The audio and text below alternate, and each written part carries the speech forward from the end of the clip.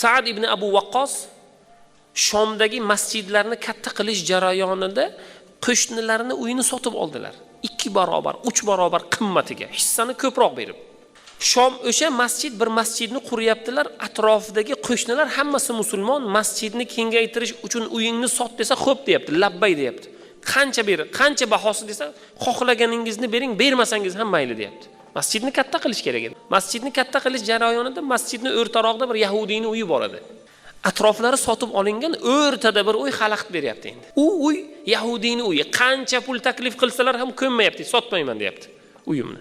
Sa'dning g'azablari keldida, mana shu uyingni 2-3 barobar qimmat puli mana shuni oldi dedilar-da, haydab chiqardilar, uyini yiqitdilar. Bu Sa'd bergan pulga ozgina uyoqroqdan undan kattaroq, shinamroq, go'zalroq uy olib bo'lsa bo'lardi.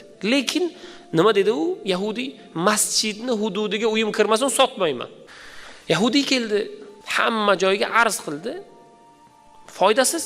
Chunki Shomning voliysi uyni tortib olgan.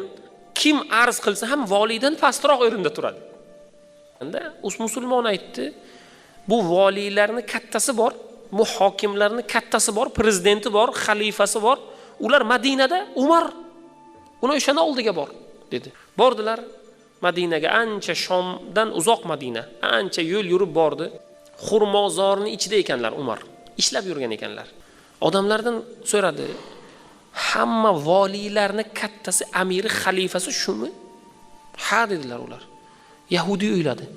Bizni Shomdagi voliyni yurishi boshqa, kiyinishi juda go'zal, atroflarda 4-5 odamlar yuradi.